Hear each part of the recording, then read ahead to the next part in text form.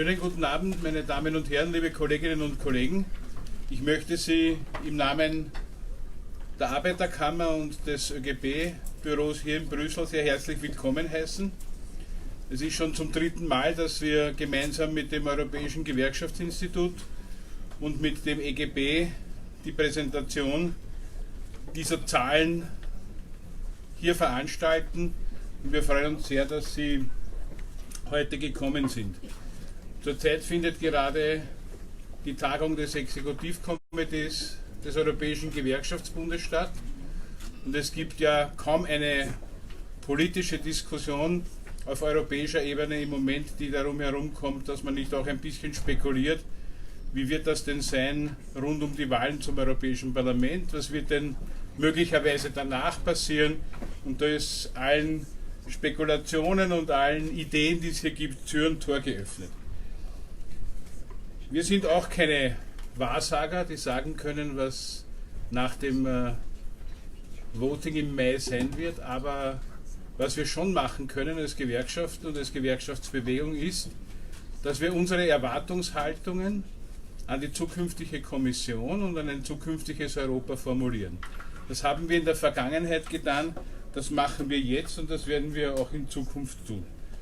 Und gerade bei den Diskussionen, die jetzt stattfinden, zeigt sich einmal mehr, dass sich viele fragen, was hat das, was in Europa gerade passiert, mit meinem Leben zu tun. Insbesondere viele Arbeitnehmerinnen und Arbeitnehmer fragen sich das.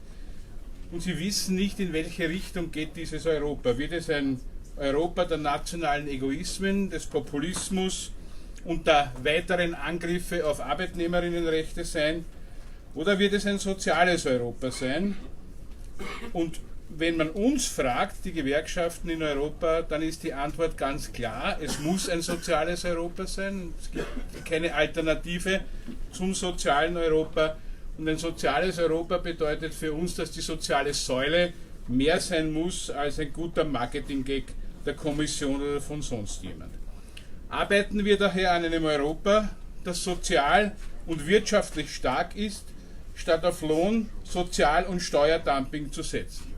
Ich glaube, die Arbeitsbehörde, die jetzt im Rahmen der EU geschaffen wird, ist ein wichtiger Schritt in die richtige Richtung. Auch wir hätten uns gewünscht, dass sie mehr Möglichkeiten und mehr Rechte bekommt, als es jetzt tatsächlich der Fall ist.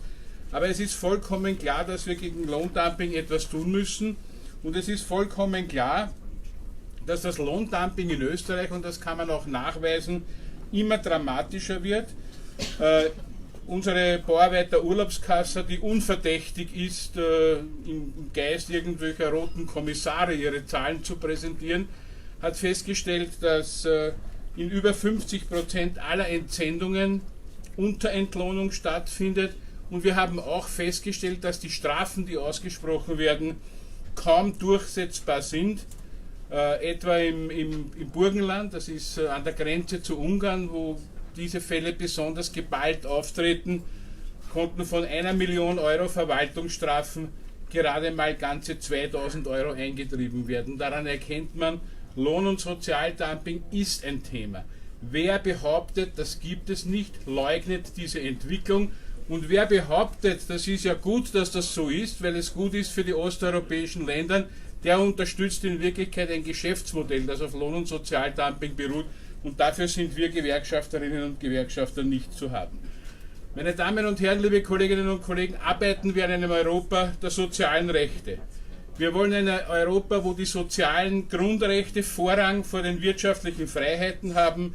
Wirtschaftliche Freiheiten zu Lasten der arbeitenden Menschen ist nicht unser Europa, das wir wollen. Wir wollen an gemeinsamen sozialen Mindeststandards arbeiten, etwa in der Arbeitslosenversicherung, beim Arbeitnehmerinnenbegriff, beim Papamonat und bei vielen anderen Forderungen und Zielsetzungen. Arbeiten wir an einem Europa, das den sozialen Dialog stärkt. Ein funktionierender sozialer Dialog wäre im Interesse von Arbeitnehmerinnen und Arbeitgebern. Er funktioniert in vielen Ländern in unterschiedlicher Qualität. Er funktioniert wenig und schlecht auf der europäischen Ebene, weil die Arbeitgeber konsequent verweigern, dass es rechtlich bindende Vereinbarungen auf Sozialpartnerebene in Europa gibt. Das ist sehr schade Und wir würden uns einen sozialen Dialog wünschen, der dieses Wort auch verdient, mit verbindlichen Vereinbarungen und keinen zahnlosen Tiger, so wie wir das in der Vergangenheit immer wieder erlebt haben. Eine konsequente Umsetzung einer sozialen Europäischen Union hätte uns wohl nicht zuletzt auch das Brexit-Debakel erspart. Befördert von verantwortungslosen populistischen Politikern, die die Ängste der Menschen hemmungslos ausgenutzt haben, stehen wir heute vor einer Situation, wo sowohl für die Arbeitnehmerinnen und Arbeitnehmer in Großbritannien als auch für alle anderen Arbeitnehmerinnen und Arbeitnehmer in Europa die Folgen nicht absehbar sind. Die durchaus nachvollziehbare Unzufriedenheit vieler über soziale Ungerechtigkeiten, steigende Mieten, Lohn- und Sozialdumping wurde ausgenutzt und einmal mehr sollen es die Arbeitnehmerinnen und Arbeitnehmer sein, die die Zeche bezahlen müssen. Das werden sich die Leute nicht gefallen lassen. Und wenn wir über die Zukunft von Europa sprechen, müssen wir auch darüber diskutieren, wie sich Arbeitnehmerinnen und Arbeitnehmer einbringen und wie vor allem die Europäische Union sich so präsentiert, dass die Menschen das Gefühl haben und spüren, das, was hier geschieht, das, was hier diskutiert wird, das, was hier vorangetrieben wird, das hat doch etwas mit meinem Leben zu tun. Das dient dazu, mein Leben besser zu machen. Wenn das nicht rüberkommt, wenn das nicht kommunizierbar ist, dann werden wir Entwicklungen ähnlich wie den Brexit auch in anderen Bereichen erleben.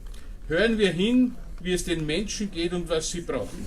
Und um das gut zu tun, braucht es die Zahlen als Grundlage.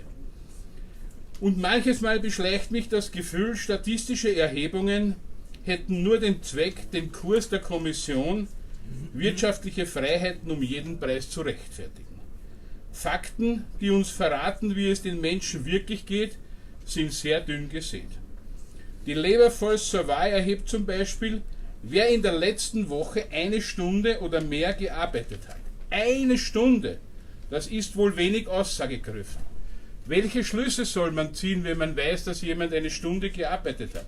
Wer kann sich ein realistisches Bild von der Arbeitsmarktsituation machen? Wer kann sich ein realistisches Bild machen, wie es den Menschen geht? Wer kann sagen, ob diese befragten Menschen tatsächlich von dem, was sie in ihrer Erwerbsarbeit verdienen, auch leben können und ob sie ein gutes Leben führen können, was unser Anspruch als Gewerkschafterinnen und Gewerkschafter ist. Ich danke dem Europäischen Gewerkschaftsinstitut. Mit dem jährlichen Benchmarking Working Europe Report legt ihr eine solide Zahlenbasis vor, einen soliden Vergleich, der auch die Basis für eine gute Diskussion über die Qualität der Arbeit, über die Qualität von Arbeitsplätzen und über die soziale Absicherung gibt. Das ist eine ganz, ganz wichtige Grundlage, die ihr für die Arbeit der Gewerkschaften liefert.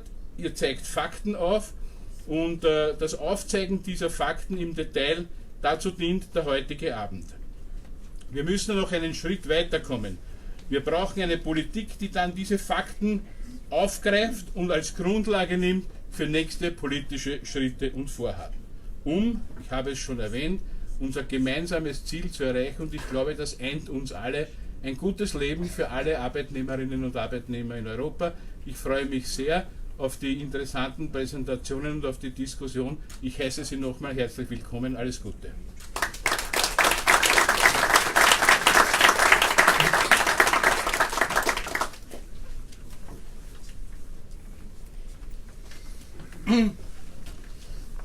Thank you, and thank you, Wolfgang, for the nice word about the benchmarking. That's a very collaborative work because it's done with the ETUC, and we did that for 19 years now. That's a lot, and next year will be the 20th anniversary, and we hope to have a kind of even bigger audience for that. But it's already the 3rd year that we organize that with you, with the EGB, and with the ACA together, and the first presentation of the benchmarking is now here, and I think that's important it's a new tradition, but I think after 3 years and all the partners are happy with that, it's important to continue. So I'm sure that next year for the 20th anniversary we will continue to do that with you and to present the first time the benchmarking here in this house, and the second time I hope that Oliver is now boss of the Group 2.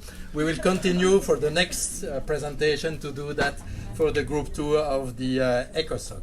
So this year the benchmarking is very nice, and I'm surprised because most of the first comment is say, oh, the cover is so nice, the blue is perfect. And that's when you have a good product. They know that inside is already good, but they say that's the extra, the blue is very nice. And we had for the first time, because the benchmarking, that's the real edition, but we have a limited edition because we are able to print that in-house, 80 copies just to check.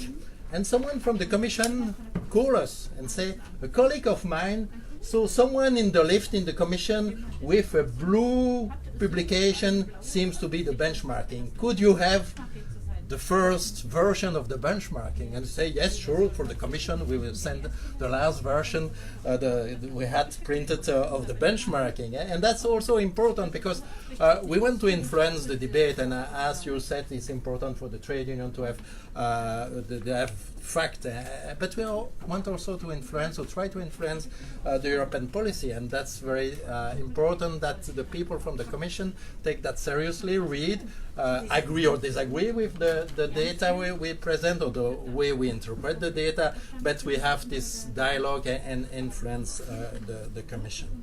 So I will be rather brief. You will have a full presentation by Maria.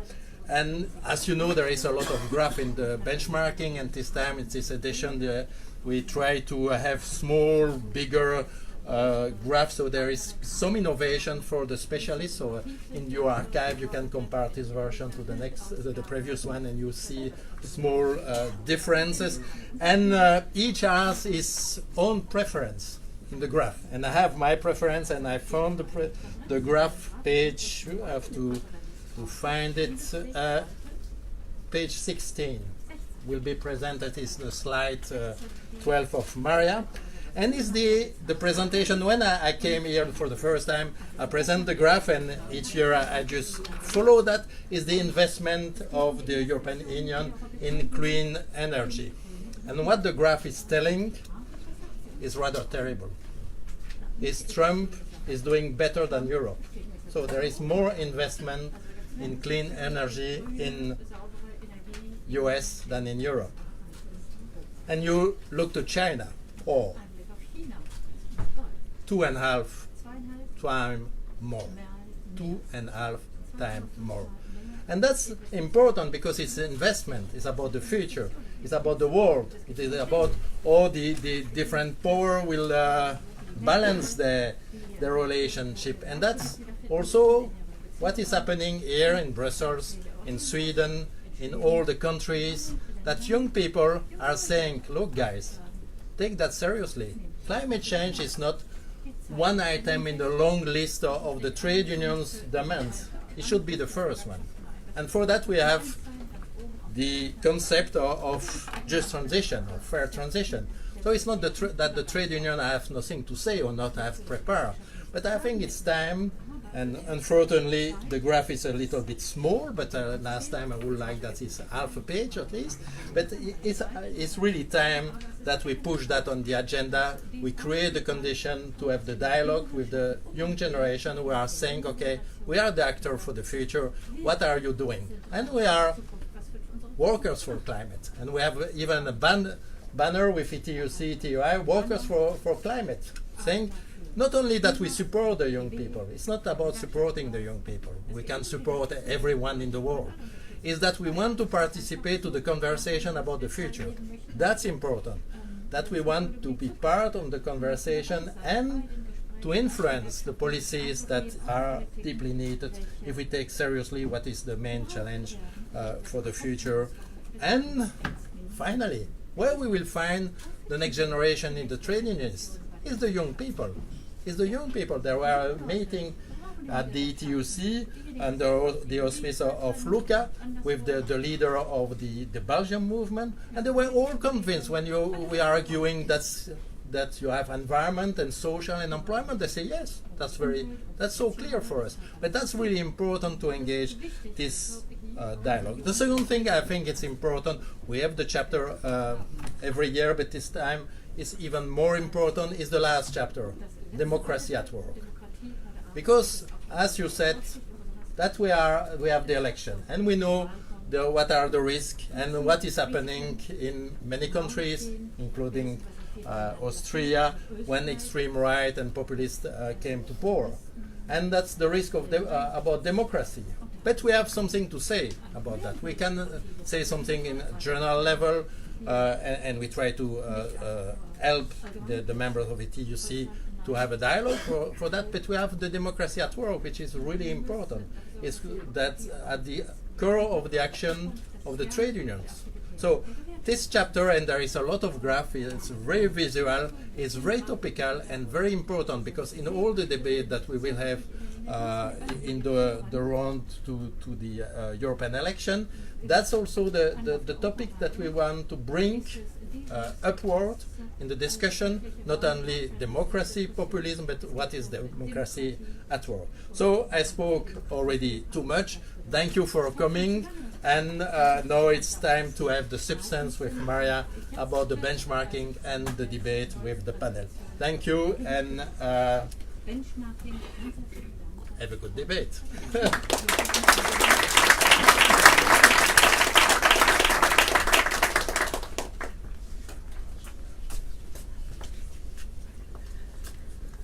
Okay, so good evening, and I now had the challenge of presenting I don't know how many hundreds of graphs in basically 15 minutes, which I won't, okay?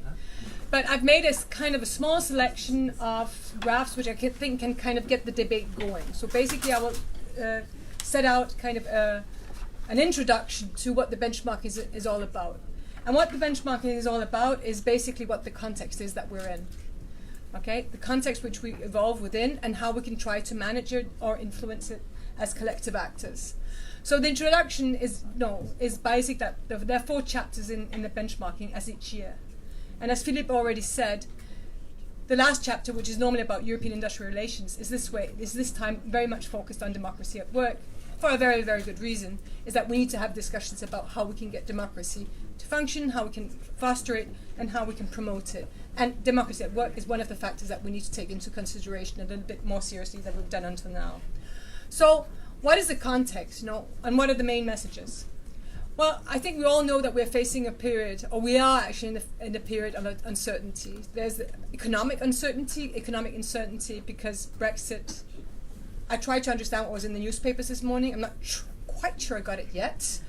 But anyway, so we got Brexit, we don't know really where it's going. We got very volatile financial markets, very nervous. We got China that is not faring very well with regard to growth, but just how bad off we really don't know. We know that they're upgrading their production facilities. We know that they're investing in Europe, and that's creating some kind of uncertainty in terms of what's going on. We got Trump that is doing his tricks across the Atlantic in terms of disturbing trade in its many facets. So basically we've got a lot of factors out there, a lot of factors that if these uncertainties actually emerge, right now they're just uncertainties, but if they actually emerge, they could bring us into real turbulence, and very fast and very deeply, okay, and a lot of different factors. On the other hand, we also have the economic the political uncertainty. And here I'm talking very much from a European perspective, right? We're going into the European elections. Everybody's slightly nervous about the perspective, as was just said, about the Eurosceptic parties kind of gaining traction. We'll have the Commission coming in, a new Commission coming in the autumn. And so we'll get a whole new set of political actors on the European level that will basically set out maybe a path-dependent road, or maybe a completely different road. And frankly, we don't really know it yet, okay? So these are all the uncertainties. At the same time, we know that we've got the 4 mega trends, and they are not uncertain. They're there, they're very certain. So we've got the digitalization, we've got the globalization, we've got the demographic changes, and we've got the climate change. So these mega trends are working their way through, and we're really seeing the results of them over the past 5 years, okay? Labor markets are profoundly changing. It's slightly warm in Belgium. I mean, last summer it was fantastic, but scary. And we can work our way forward. These megatrends are going to go forward, but they can be managed, right? But they're managed by institution, policies, and collective actors. And so that's where we don't know what the combination is of what's going to happen with regards to the policy changes and with how it's going to interact with these megatrends, where we're actually going to end up. So seeing that kind of uncertainty in terms of how things can be managed in the future, where are we today? And that's the kind of question that the benchmarking has tried to ask, and also putting forward some policy proposals. The policy proposals I'll leave for the debate. I'll more just concentrate on certain factors. So if I don't get to the end of my talk, here's what I want to say. Okay? So GDP is set to slow. It is actually slowing. GDP growth is actually set to slow. It is actually slowing down right now, and we keep on having forecasts that are being revised downwards. Okay, so there's a lot of uncertainty about how much it actually the economic growth will actually decrease. Employment rates, when we look at them, look very good. Okay, they are at a higher rate today than they were before the crisis. So employment rates look rather good. But what we also see when we look into the structure of the labour market, we see that the trends that we thought, or we were not quite sure whether they were cyclical changes as trends. What we see today, that changes are structural. The labour market is changing in nature, and not always for the better. So this is one of the messages that we bring out as well. We have had some overall wage rises within the last years, especially in the Central and Eastern European countries. But overall, these wage rises have not fully reflected the productivity gains that have been achieved. So we have a problem in terms of being able to equally distribute, or fairly distribute, gains between capital and labour. This is not new, but it's becoming more structural with regard to in the economic tissue. And at last, it is that democracy at work is an extremely important factor in terms of solving some of these issues. But there we don't see a lot of movement, we don't see a lot of policy innovations in terms of making sure that democracy at work can actually be enhanced. So, why am I saying that GDP growth is slowing down? And why is this an issue? Well, it is an issue because when GDP growth slows down, we've got less to distribute, we've got less to actually invest with, we've got less of everything. But what we should be a little bit worried about is that GDP growth actually peaked at a fairly low level, at a much lower level than last time. So we did have GDP growth rising, but it peaked at just above 2%, okay, which is fairly low. We never really got the growth on an overall level in Europe up to a level as we had before the crisis. We might not want the 2008 peak, okay, fair enough, but we might have wanted some higher. At least the whole way that we organize our societies is geared towards slightly higher growth rates, and we're not seeing them before we actually start downwards. Now these growth rates have actually not been equally distributed across the European Union. What we see in this graph, and I'm not going to spend a lot of time, is that we actually got quite a lot of countries that didn't, or not quite, but we got some countries that didn't actually make it up to the before crisis level before the growth has peaked. The 5 countries that are still at a lower level than in 2008 are Cyprus, Italy, Finland, Greece, and Luxembourg. Okay, they're still at a lower level in 2008, so they haven't been able to gain enough growth to actually get up to that country. 23 countries had their so the other 23 countries have had their growth counterbalanced after the double dip. But 15 countries have had growth below 1%, average growth below 1%. So it's really not very high. So that's 15 countries out of the 28. And that shows kind of the low growth that we've had. Central Eastern European countries have gained quite a lot of growth over these periods, and it is certainly the southern European countries that have not been able to gain this traction to compensate for some of the loss in growth, that GDP that they actually endured during the double dip. So not equally distributed, and if we look at the convergence, okay, we've had some kind of upwards convergence over the last period, but it's not a stable one. It's one that fluctuates all the time. So we're not into some kind of stable upwards convergence, and the convergence we're seeing is at a lower pace than the one that we had before the crisis. And some of this, you can of course get more details about why we think this is in the benchmarking by reading it. One of the issues that, what Philippe evoked was, what's important about this is what we have today, but what is important is that we're prepared, whether we are actually prepared for the future, which is one of the questions. And when we try to look into what has actually created the growth in the European Union since 2013, what we see is that investment has not taken as much space as we actually would have liked it to do. Okay, so investment has gone up since the double dip, fortunately, because it really dipped down. But it has not, in a lot of countries, it has not gained as much traction as we would have wished that it did to prepare for the future. The last couple of years, investment has actually shot up, and the forecasts look rather promising. But it's taken a long time for investment to get back on track. And one of the consequences of this, and this is where we've kind of focused in on a micro example, which was the example that Philippe was evoking, is clean energy, which is, one could say, a strategic sector, because it's about the future, it's about restructuring the way that we use energy, and so forth and so forth. And the graph here really speaks by itself. So the red line is China, okay? So they're really into this. This is about upgrading the production system. This is about investing into the future and becoming a global player. A country like Spain, okay, it was not all success story, but still there was kind of a strategy in terms of investment into clean energy. What we see is they have decreased their investment. It kind of rose a little bit in 1450. It's gone down again, and it's going down to kind of the austerity period level of investment. Europe in general has not attained the same level as before the crisis, and it's going up, fluctuating up and down. And that tells maybe something about the preparation for the future in terms of setting out strategies in investment and industrial policy related issues. And one could take other graphs up of micro examples and kind of and set it out and try to figure out to what extent Europe is actually preparing itself for the future. We look at the employment rates, and as I said, employment, of course, a part of it is generated because of the growth. And what can say is that employment rates today, they are higher than they were in 2008. So this is a very positive picture if one takes this for granted. But what I think is important and what will be debated as well is that these are headcount data. So behind the employment rates, we have high employment rates in many countries, it's headcount.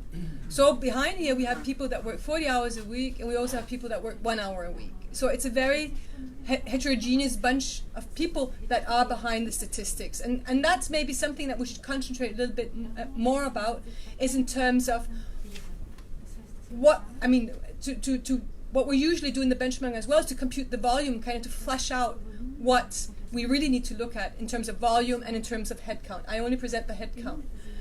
Most countries, especially Central and Eastern European countries, have had rather impressive performance with regard to increase in employment rates. And this, of course, is a very positive, because some of the countries came from extremely low employment rates, and they've really gone up. Very few countries don't have the same employment rate today, Denmark being one of them, but they were at extremely high level, so that might be natural. But if one tries to look into, that's the rate. The rate can change because demographics change, okay? Because it's a ratio, it's a rate. But when it looks into levels, so here we look at the number of people in employment, so we look at the number of jobs, what we do see is that is the black line, that's total, is that we have actually had an increase in employment in general, with about 5 million jobs extra created. So that's itself positive. Now if you look at by gender, like men and women, what we see, it's mostly women that have benefited from this increase. Men have benefited from the increase, but they're more or less on the same number of jobs as they were before the crisis. Women have continued the trend of entering the labor market. So once again, it's kind of a positive message. What is less positive is that if we look at the nature of the employment, so what is happening, the structural changes we see. And what we see here is a graph where we have tried to say, okay, but what is the ratio? What is the net job growth by forms of employment? I know we've had a lot of discussions about part-time, about temporary contracts, and about self-employed. And what the figures here show us is that if we compare the different types of employment compared to total employment, it's clear that part-time employment has really increased, which means that there are more and more people that don't have a full-time job. But a lot of policies, being it in wage policy, being it social security, being it other policies, are based on full-time workers, and they protect much less part-time workers. Another is on the temporary employment, which the temporary employment shut down during the crisis. It's a lagged indicator, and now it's shooting up again. And then we've got the own account work, which remains more or less stable. It's increased slightly. Now, if one looks at these figures, they can seem a little bit counterintuitive, okay? And if one goes behind the figures and tries to see, what one sees is that some of the own account work are actually classified as temporary work, okay? And some of the people that would be qualified as temporary work, like temporary agency workers, they have actually an open-ended contract. So they're not temporary workers.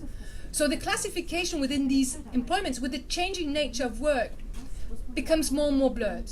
And that, of course, when you try to get a more fine-grained look at the labor market, can be somewhat problematic. So we look at these figures, we can see there are changes, but we also know that behind the figures, there is some blurring. Another figure is unemployment. Okay, and here again, the message is positive with regard to unemployment. It's really gone down in a lot of countries. Okay? Whether we look at in absolute numbers or whether we look at in terms of rates.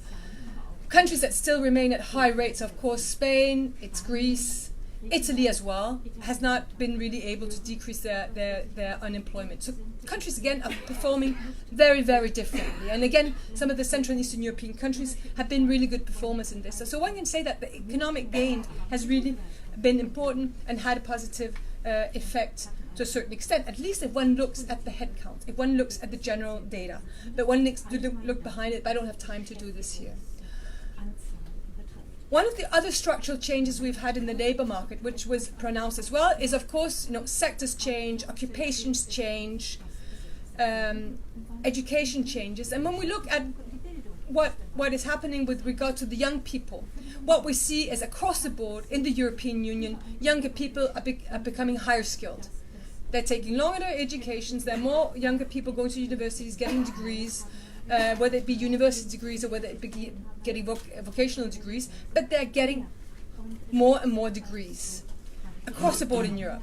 Now, if we try to look, and there's quite a lot about the structural changes in the labour market. If we take the employment changes by sector and region, and we go from the growth period, 2013 and 2018, what we see is that some sectors, like human health and social work activities, there's actually been a rather general growth across most regions in Europe on this issue. But if one looks into manufacturing job creation is concentrated in Southern Europe and is concentrated in Central and Eastern European countries. This is where it's concentrated. If one looks into professional, scientific and technical, we see that this is more in Northwestern Europe where this is concentrated, and to a lesser extent in Germany, which is also just one country, it's not a region, a lesser extent in Southern Europe. Where Southern Europe has had a larger part of the jobs being created is in accommodation and food services. So we're not seeing a complete divide, but we are seeing that more kind of low-skilled sector kind of jobs are being created in southern part of Europe, and more high-skilled kind of jobs, technical jobs, are being created in the northern part of Europe. But the skills are being created all over Europe. So one could, and these were some of the trends that we saw in terms of skill requirements and in terms of sectoral developments. But if we get into a real skills mismatch, where we have accommodation, tourism, services being created in southern part of Europe, while the young people are taking university degrees, we're going into a conflictual situation. We're going into a situation where the youth cannot fully realize the potential and not fully realize what they actually think they want to do. And this is something that we need to worry about, is what kind of growth are we creating, what kind of employment are we creating in what regions. Then we get to the wages, and the wages, of course, is very much linked to the economic growth, to the productivity gains, to the tightness of the labor market. But what we still see, and this was put out today, is that if we look at what I call real wages here, is actually it's real wage compensation. So it also includes social security contributions, okay? So it's real wage compensation. We see that 8 countries have not achieved to reach a 2008 level. 8 countries is a fairly high number of countries. Some countries have fared very well, and these again is Central and Eastern European countries, but they've had rather dynamic growth. They're getting into tight labor markets, and wages are being driven up. But the minimum wage have played an enormous role in terms of driving these wages up. Okay, so the role of minimum wage has been essential in driving the wages up.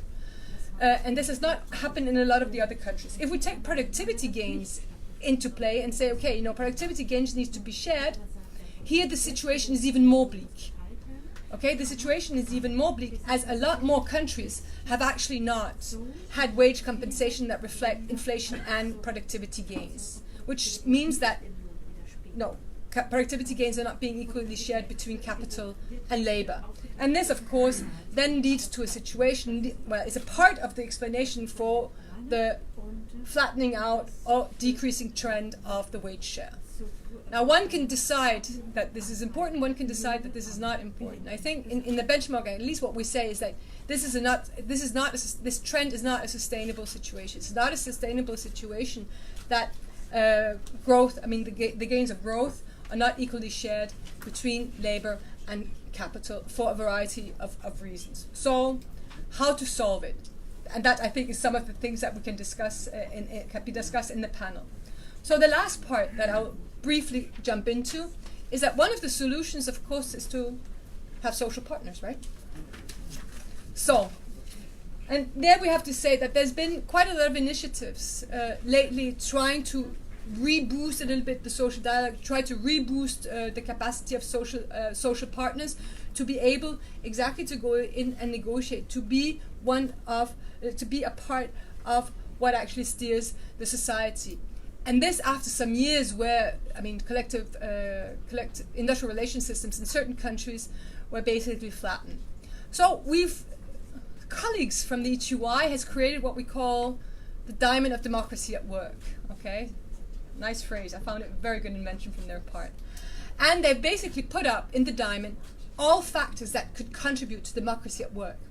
Now some of it, not all of it, relates to what trade unions do, what social partnership is about. Not all of it, but some of it. But this is what we normally in the literature could call democracy at work, whereas a lot of it has to do with collective actors, has to do with collective action, has to do with providing more voice for workers at the workplace.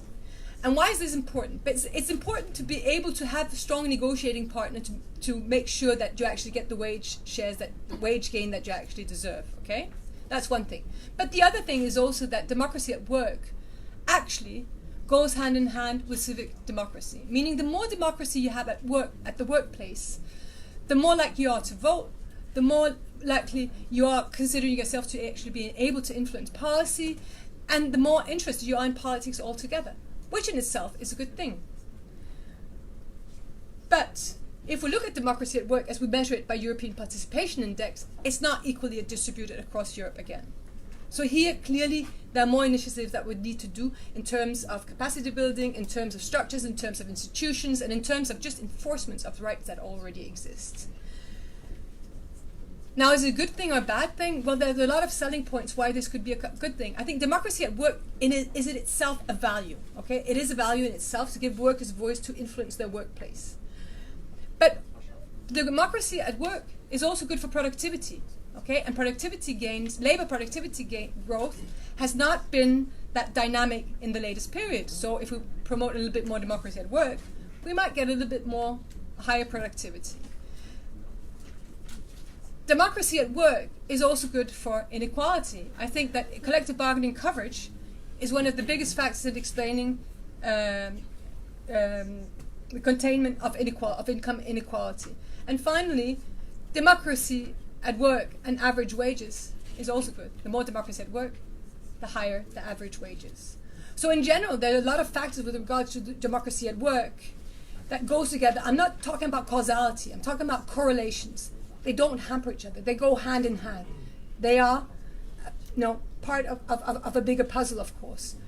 And so when we have the issue with decreasing growth, that we don't get the fair share of wage gains, that employment is really being that the employment labor market is really being restructured. It's about policy. It's about institutions.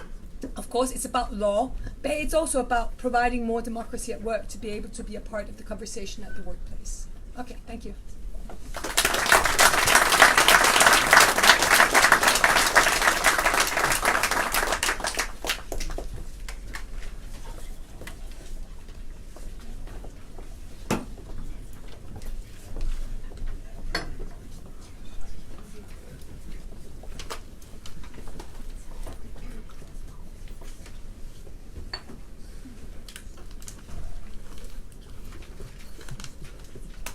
Okay, good evening everyone.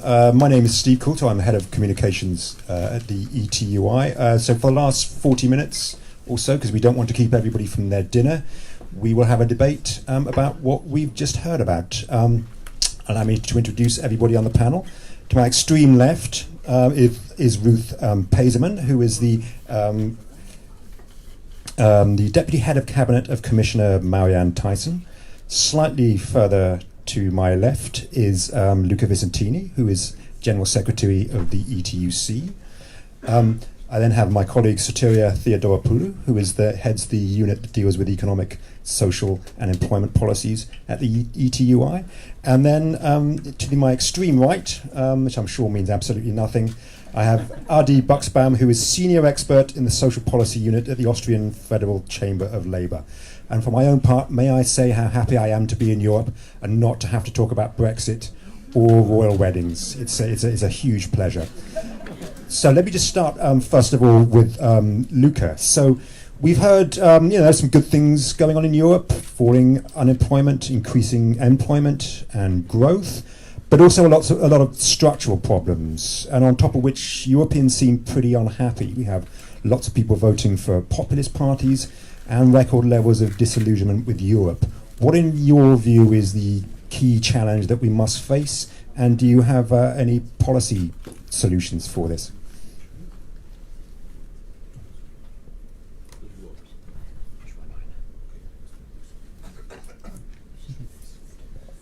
Well, some of the challenges were clearly explained by Maria. The first one is that there is an incredible lack of investment, and this is probably one of the most relevant causes of the still low levels of employment rates in some countries, and the still too much high levels of unemployment rates. Because it's clear that without investment we cannot have job creation, particularly not quality job creation, and we have also these incredible levels of precariousness in the labor markets all around Europe, particularly in some sectors.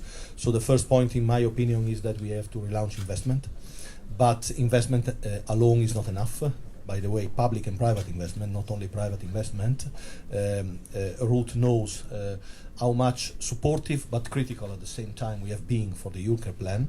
The ETUC launched 3 years and a half ago, an extraordinary plan for investment for Europe. We said that we need at least 2% investment of the GDP in Europe, of both public and private investment. Without triggering public investment, it's impossible to trigger private investment.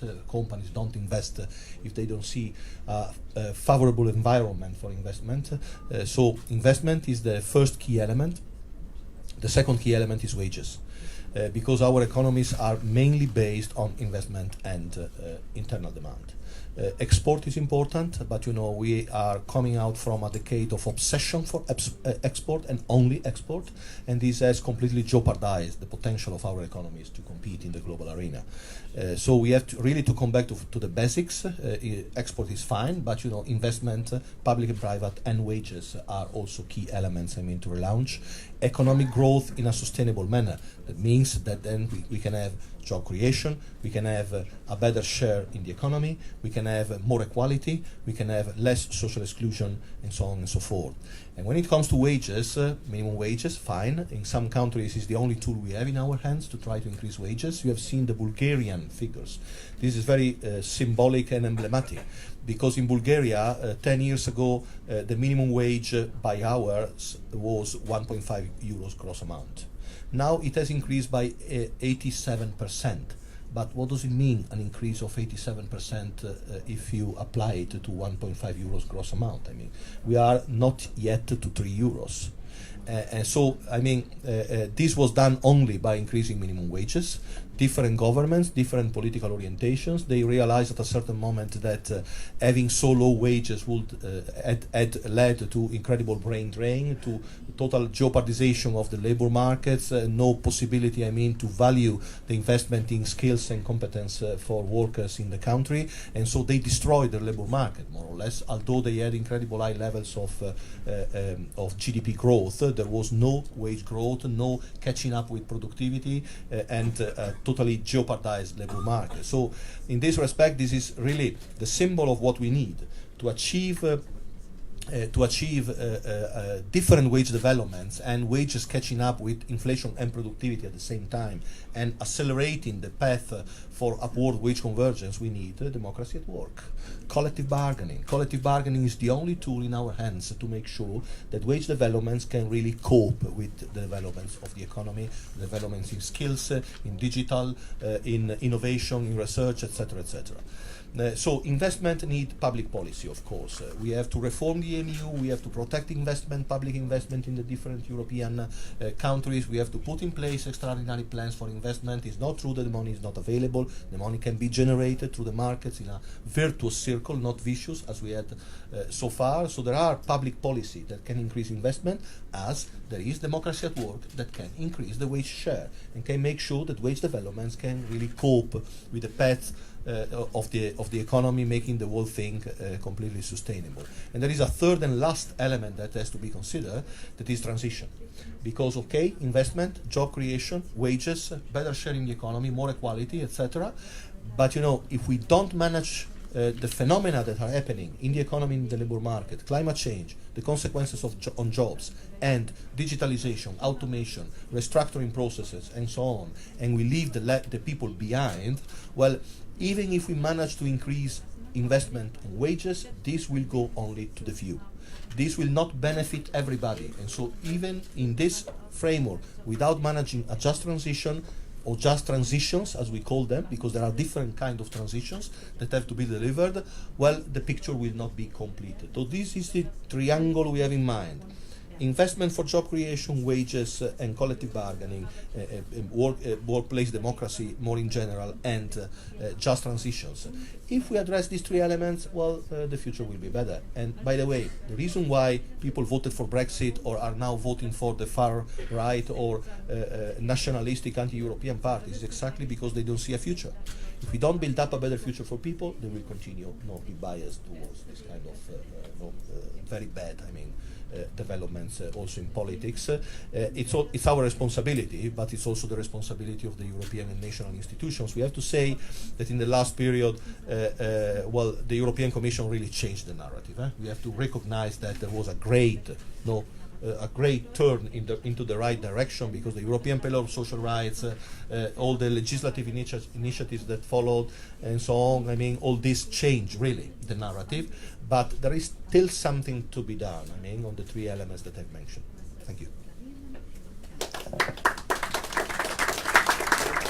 Thank you, Luca. Seeing as you touched on the European Pillar of Social Rights, perhaps I could turn now to Ruth Paserman.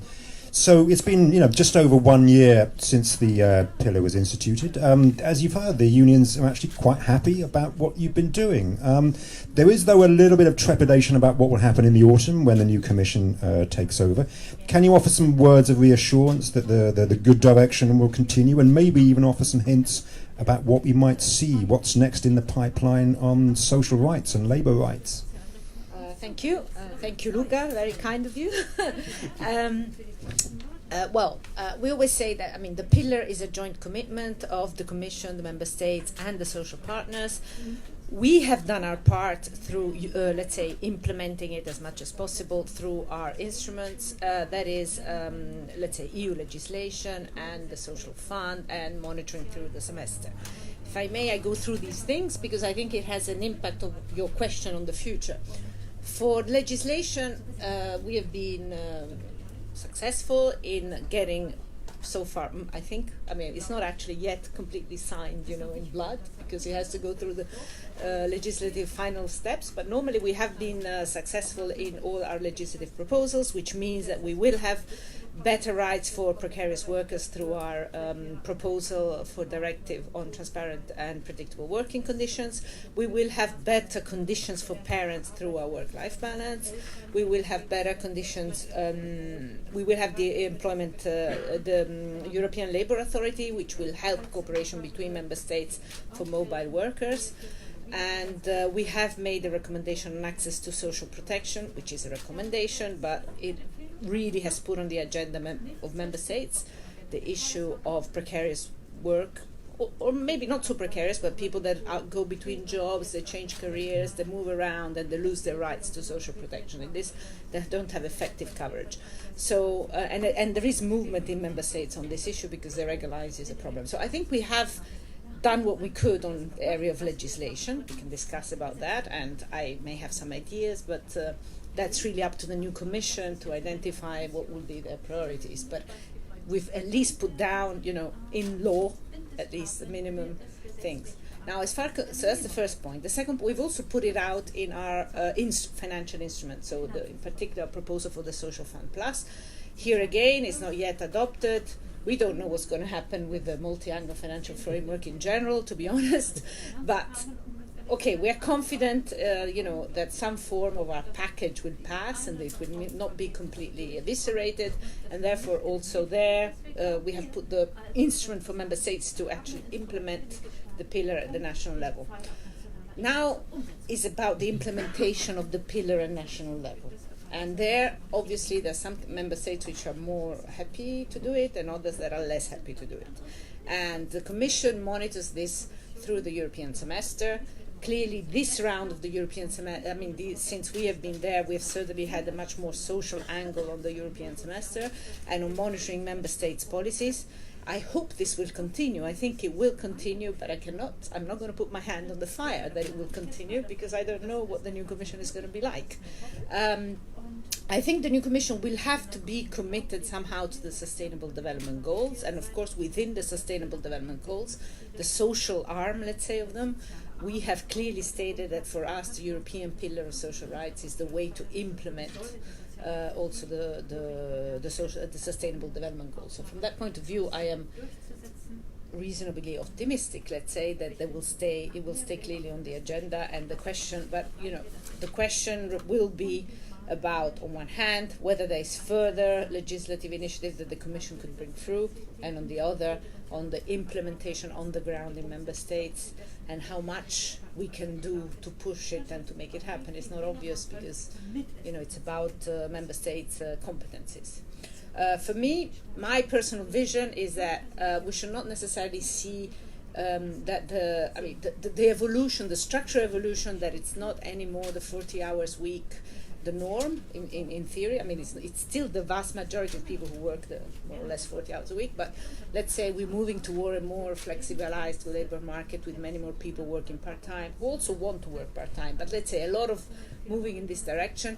I think we have to embrace it in the sense of, looking also at the digital revolution. We should take it as a positive point. It should be possible that every hour worked is covered by Social Security.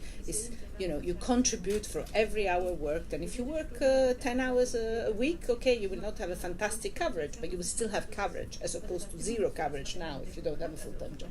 So for me, it should be possible in a digitalized economy with all this data go around to register every single hour worked, and that every single hour worked has complete coverage in proportion, of course, to the contribution, and also contributions are paid. And this will also help for Social Security. And I couldn't agree more with you on investment. I think this is the major. We have pushed a lot for increasing investing during this Commission, but the fact of the matter is that we have now reached the level of investment that we had at the before the crisis.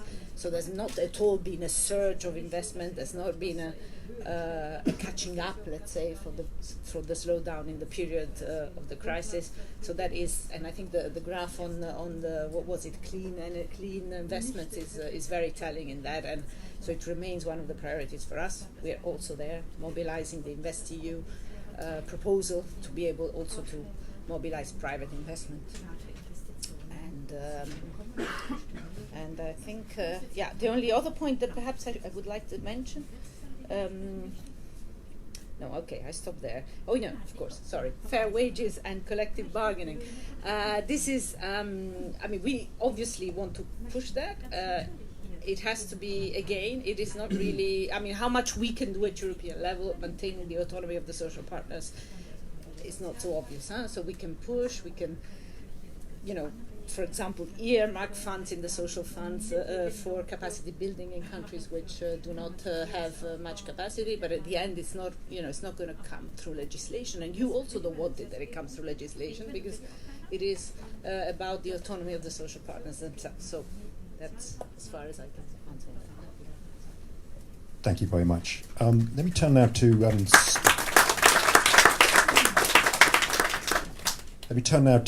Sotiria. So for me, after the graph showing that Trump's America was spending more on clean energy than Europe, the most striking graph for me was the one about the decoupling of labour productivity and real wages, implying that for, I think, almost half the countries in Europe, workers are not really seeing any of the sort of the gains of the increase in wealth that they should be. Can you account for this, and what might be the role of policy in combating this and making sure that the gains from work and economic growth are shared more fairly? Yes. First of all, we should bear in mind that, as you mentioned, there is quite a lot of heterogeneity in the experience of workers in different countries. Therefore, we cannot talk about one size-fit-all solutions to this problem that exists in several advanced economies. This is true. The second preliminary thing that I would like to say is that this is a particularly worrying development, also because if you look into one of the figures in the benchmark in Chapter 1, the trend in average annual growth of labor productivity has been slowing down. It collapsed during the recession part of the crisis between 2008-2012 in most of the member states that we looked into. And then it recovered during the recovery period, but it has been nowhere near what it used to be in the period prior to the crisis. Therefore, we have a decoupling of real compensation of employees, of real wages, from already slowed down labor productivity growth rates. Now, the reasons for this are multiple, some of which have to do with structural developments, technological change that tends to favor more highly skilled people and those that do not do routinized jobs. Some others, however, also have to do with the fact that with government, with policy choices, with government policy choices that have resulted over several decades in the weakening of the bargaining power of labor more broadly. And that does not only have to do with policies and institutions, it has to do, for example, with the fact that unemployment has increased from the 1980s onwards and has been receiving for quite some time, at least until the crisis, a higher priority, a higher weight in the policy reaction functions of the central banks. So we have been aiming for making sure that we have price stability, we have low inflation, even if it comes at the expense of higher unemployment. So this has been one factor, the fact that we've been having pretty much across the board, even in countries with relatively low unemployment rates, we've been having higher unemployment rates since the 1980s. We have also seen a fairly steady trend of deregulation and reduction in the level of protection that labor market policies have been promoting. So we have seen that employment protection legislation reforms have taken place, sometimes at the margin, as we call it, for sort of atypical contracts, but on many occasions for regular contracts as well. We have also seen that collective bargaining coverage has fallen, trade unionization rates have been falling. So all these factors have been contributing to labor having weaker bargaining power, which has had an impact on the labor share. So it can explain to a great extent this decline, this generalized declining trend in the labor share, which effectively shows that there has been a decoupling between productivity growth and real wage gains. Now, the way forward to that, countries can try to steer technological change in directions that, for example, limit their effect for employment, limit their effect. For example, we have automatization introduced in healthcare services. We can do more things online. Governments can decide that when, for example, they finance what kind of healthcare services they buy, they pay for, they can.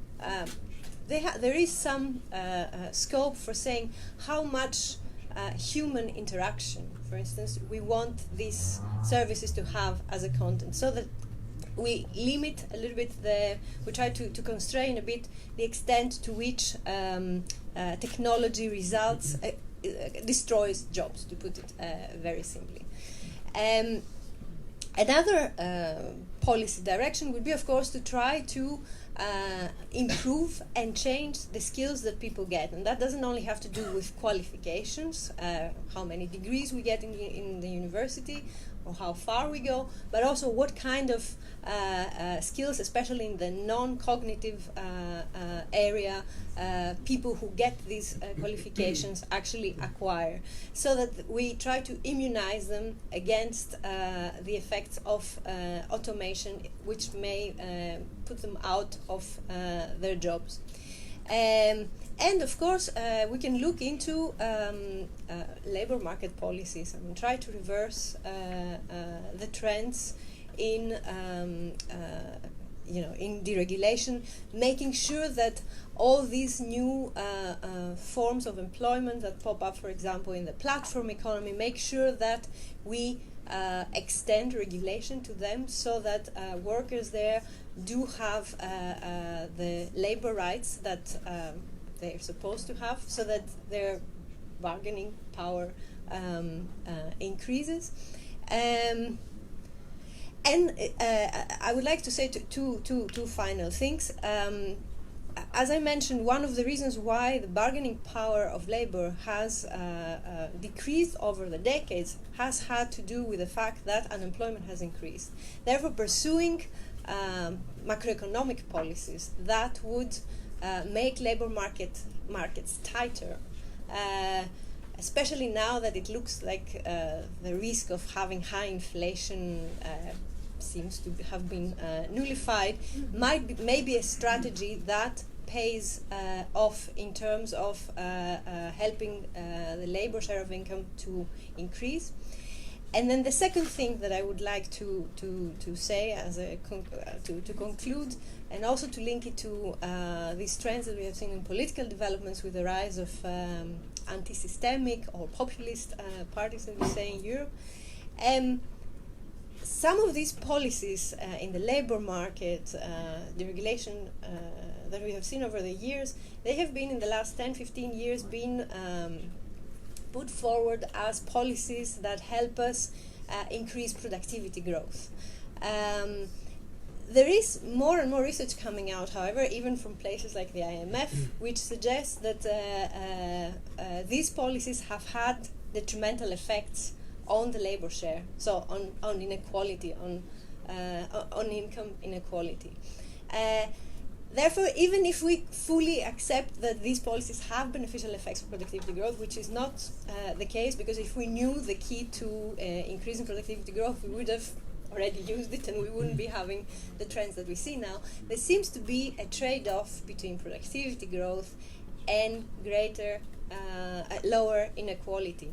I think that one of the reasons why we have been seeing this rise, the rise of these populist parties in Europe, is that certain questions, especially in the level of EU policy making, certain policy questions have been taken out of the political sphere.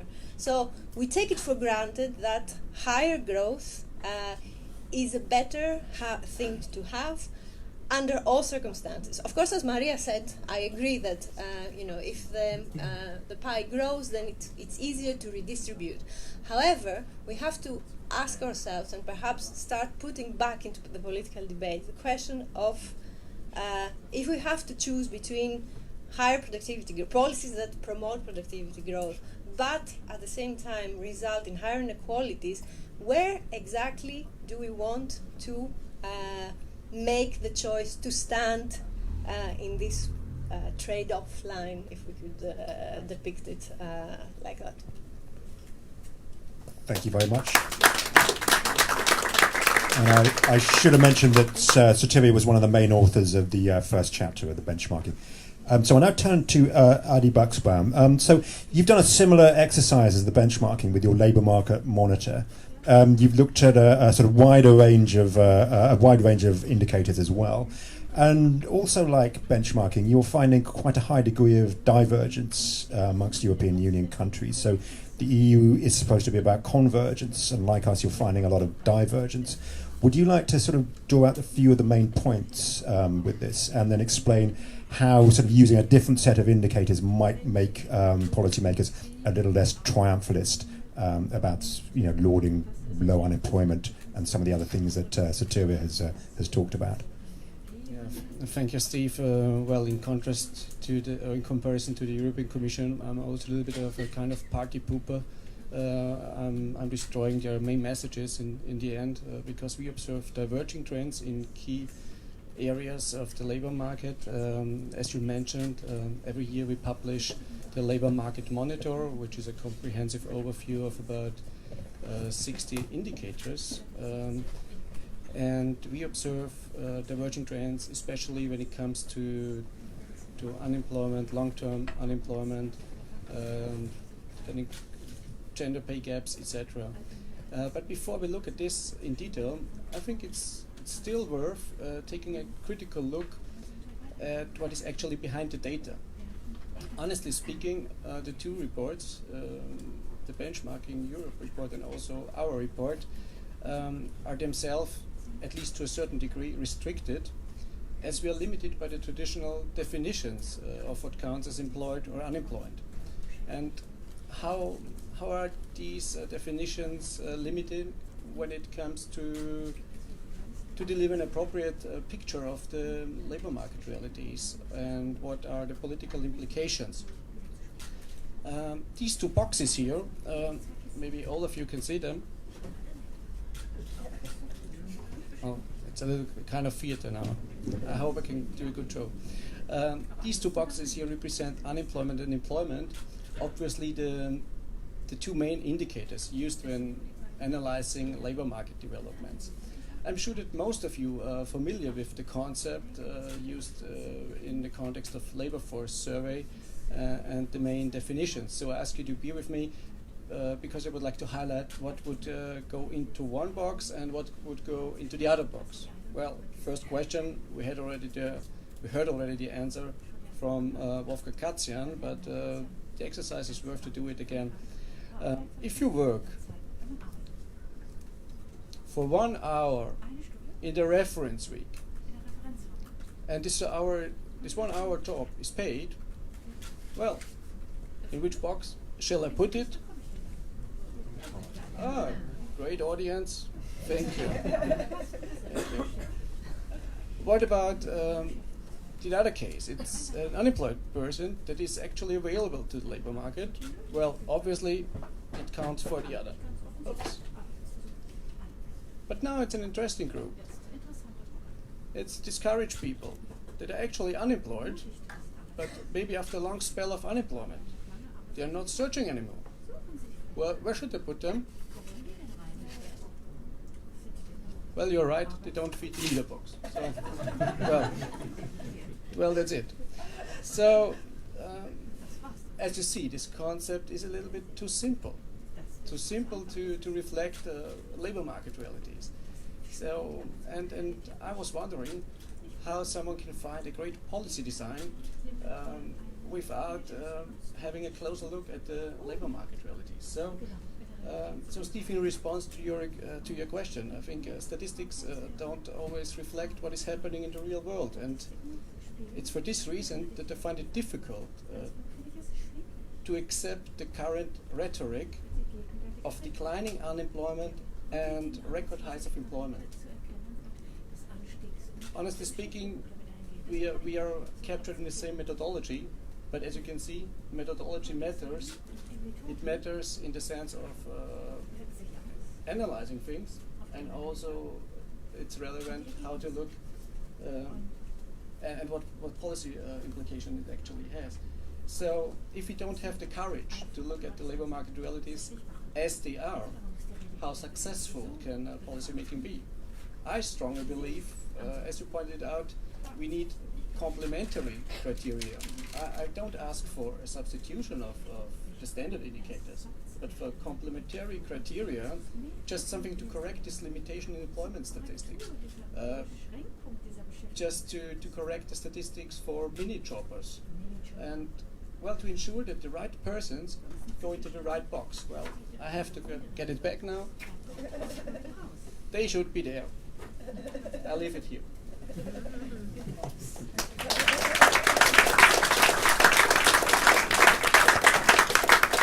Thank you very much for the active theatre there. That's excellent. That lightens things up. Okay, let's take a few questions from the audience.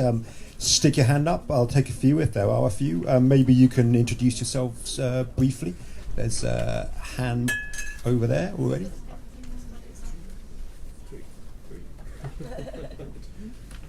Thank you very much. The name is Daniel Gombosch. I am from the Representation Office of Carinthia. And I'm just an intern, but I'd like to ask Mr. Theatre, I don't know your name, I'm sorry about that, but I'd like to ask you, what do you think the black number of unemployed people is? Let's take a couple more and then start. Yeah, there was a guy there, I think. Yeah. Felix Rovatka from University of Tübingen. I was a little bit surprised as I take a look inside the report. There is a chapter about resilience, economic resilience, and I asked me, how would you assess this approach? Because it's really new in the European Commission wording. So, how do you assess this approach? What is it? Thank you, Jarka Chlopková. And I asked a question to the lady from the Commission, from the Cabinett, and the question is: you make excellent laws. What do you have? What do you do? What do you recommend to do when then those excellent laws are not implemented locally? For example, the Belgian authorities are not used. That there are cases of people that are coming from different country to different country, and because they are used to different standards. What do you do? How do you hammer it from national authorities? The fact that they don't apply the European legislations. Thank you. Thank you. Okay, let's start with Adi. I think the first one was to you. Nope. You ready? Yeah, just a sec. Okay. You have some more props that you need? Where are the other boxes? So no worries on that. Maybe it's not my invention. This is Eurostat, for example, has defined themselves a category which means underemployment. And I don't want to go into details because I can't read it, it's too small, but there it counts for almost 230,000, 230, it must be millions, million employed people, and unemployed was officially around 90 million. But in fact, only these two categories I mentioned, you can add another almost 10 million more. So I once asked a person, a member of the European Parliament, where is his ceiling, where's the critical point when they actually will take unemployment as a serious topic? And he didn't have any idea, because he didn't know the definitions. Okay, that's okay, I'm an economist, I should know it, but even my profession is not familiar with the main concept. So I'm sure we would need much more information, detailed, as in this great report with the blue cover. I think it's brilliant, and we should reflect on this data in a more critical way as far as policy design is concerned. Thank you. And the second question, Ruth, would you like to take that on resilience and what exactly is meant by resilience? Yeah, thank you. Well, For the Commission, I mean, we are now thinking a lot about resilience because we think that we were not resilient as a whole in the aftermath of the 2009 crisis. Resilience has to be, I mean, first of all, about the ability of not being too negatively affected by shocks. So to be able to, let's say, go back to the equilibrium position relatively easily and painlessly. But I would add that that's not good enough. I mean, you have to also be prepared for a better, let's say, has to be that you take the shock in a way that allows you also to improve in the future. I think that's very important.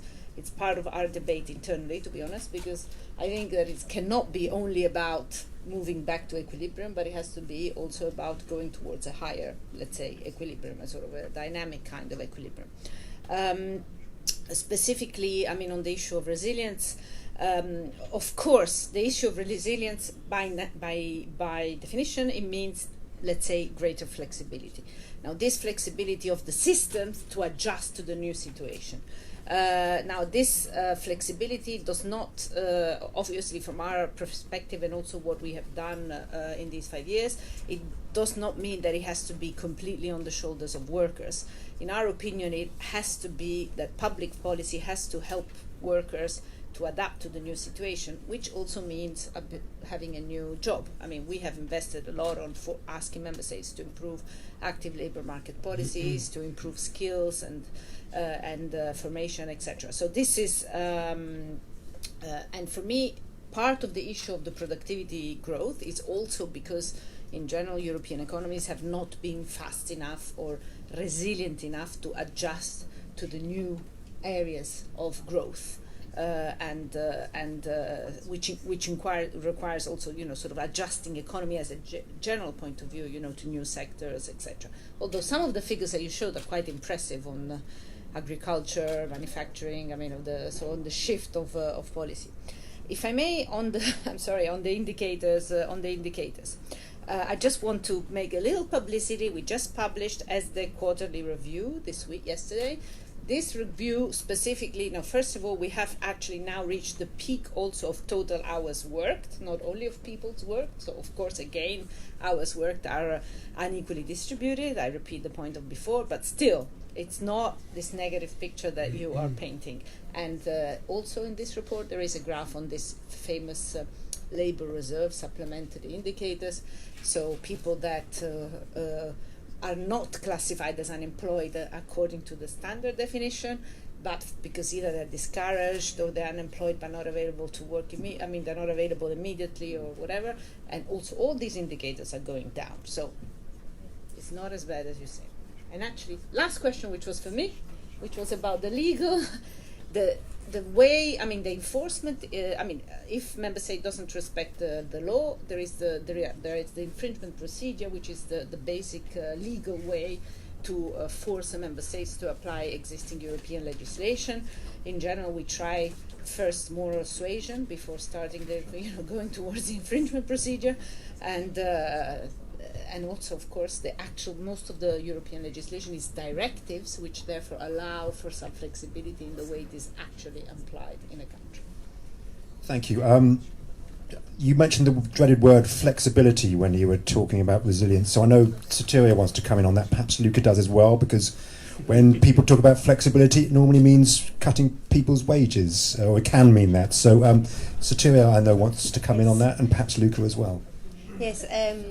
I think it's actually interesting that Ruth took the floor on that and presented exactly the point that resilience should not be just about flexibility. I mean, when one listens to the analysis, mostly coming from DG ECFIN, which is not DG employment, they have different priorities, one would say.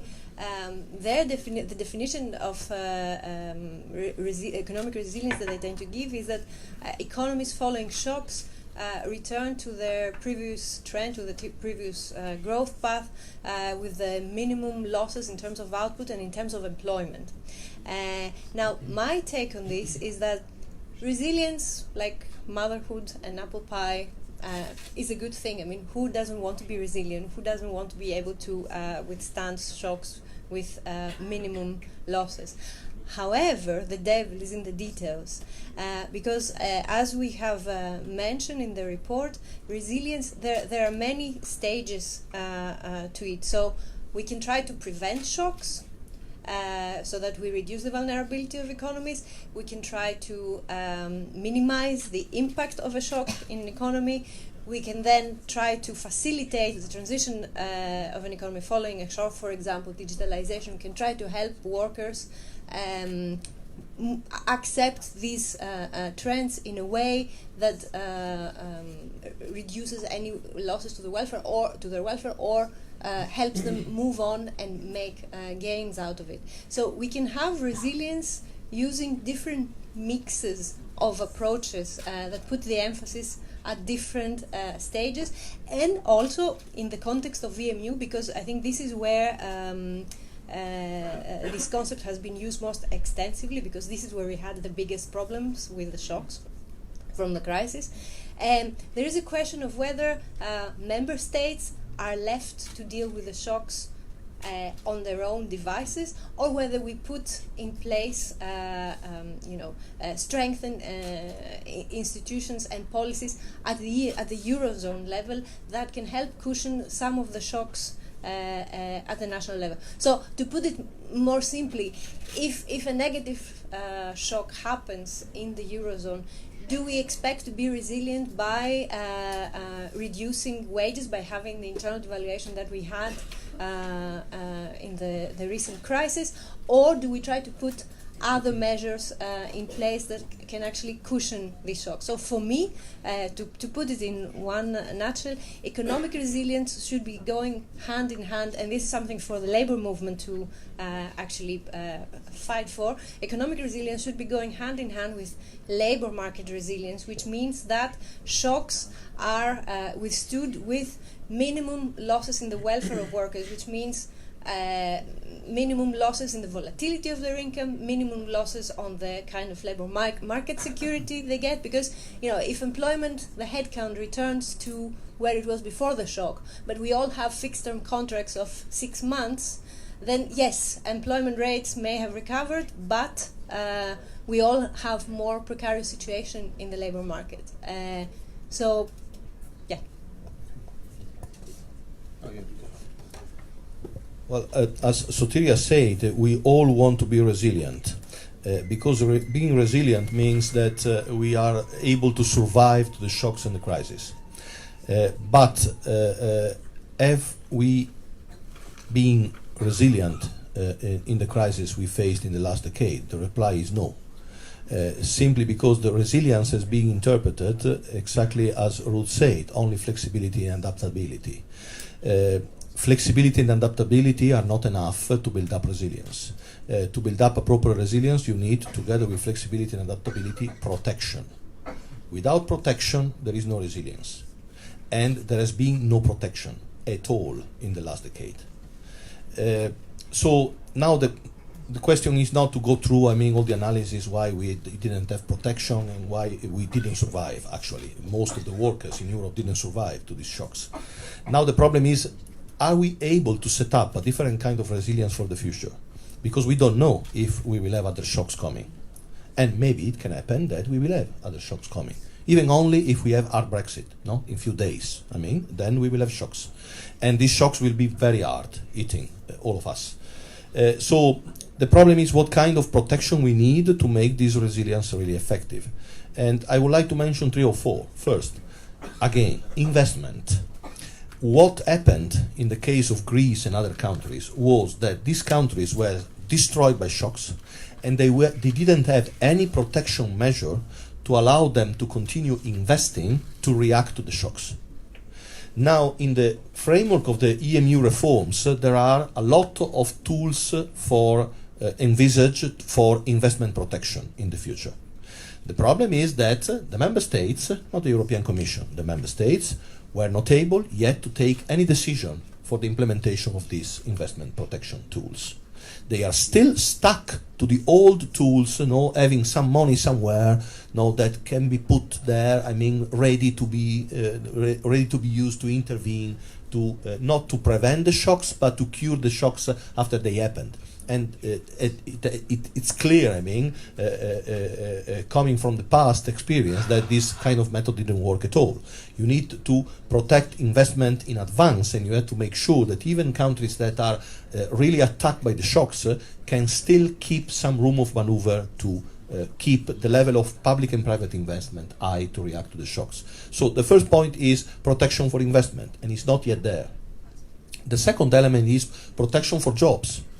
And again, in the proposal of the Commission, there are some mechanisms for employment insurance or reassurance to make sure that when national unemployment systems for protection are not able to cope with the shocks, there can be some kind of reassurance mechanism coming from the European level, helping the national systems without destroying them, without interfering with them, but helping these systems, backing them to make sure that this system will be able to cope.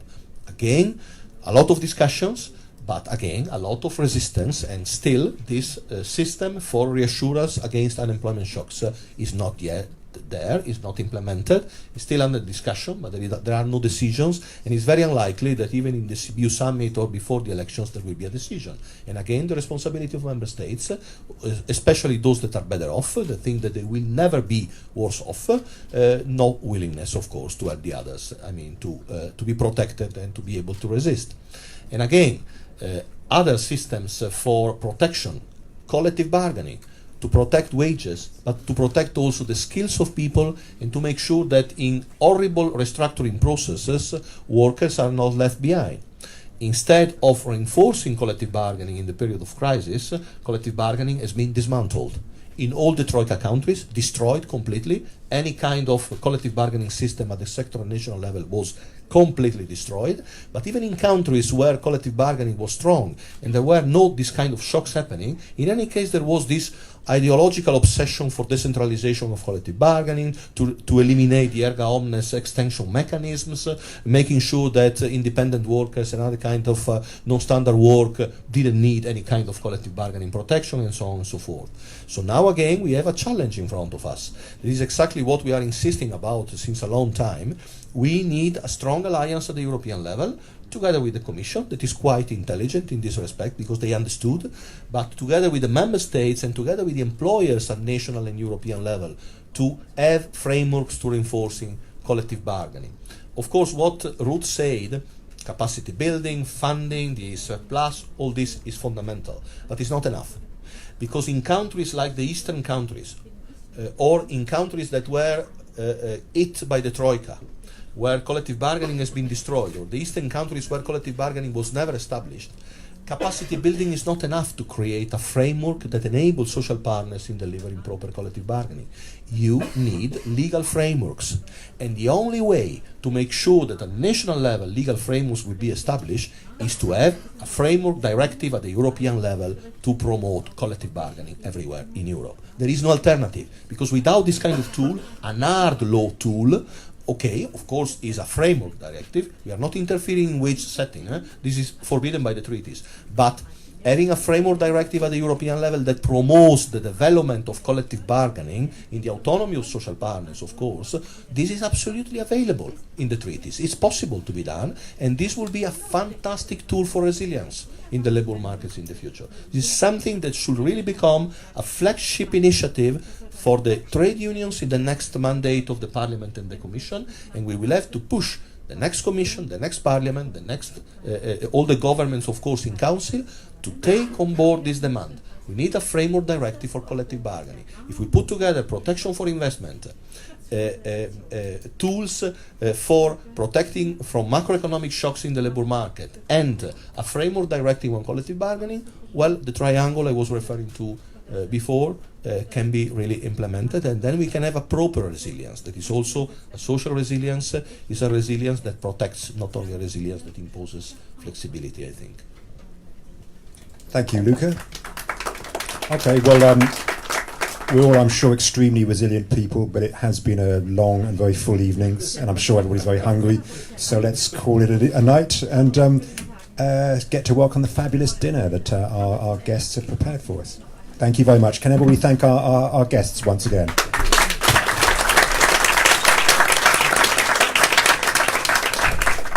And thank you, the ETUI, for the report. It was a fantastic report.